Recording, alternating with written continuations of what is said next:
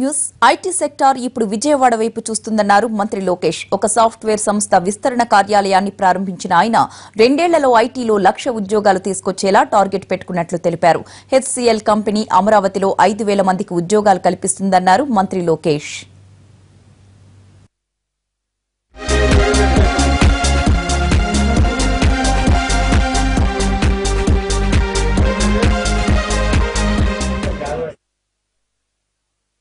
ఒక మ్యానుఫ్యాక్చరింగ్ రంగంలోనే 5 లక్షల ఉద్యోగాలు రాబో 2 సంవత్సరాలు ఆంధ్ర రాష్ట్రంలో వస్తాయి. దానికి కార్యాచరణ పెట్టుకున్నాం. తొందరలోనే ఆ వివరాలను కూడా మీ అందరికి ఇష్టం జరుగుతుంది. మన రాష్ట్రంలో చదువుకున్న యువకులకి మన రాష్ట్రంలోనే ఉద్యోగాలు ఉపాధులు వస్తాం ఖాయం. దానికి ఎలాంటి సందేహం లేవు. ఐటీ రావాలంటే దానికి కావాల్సిన ఇన్ఫ్రాస్ట్రక్చర్ కూడా కావాలి. 3 దగ్గర మనం డెవలప్ చేయలేం, ఓవర్నైట్ చేయలేం.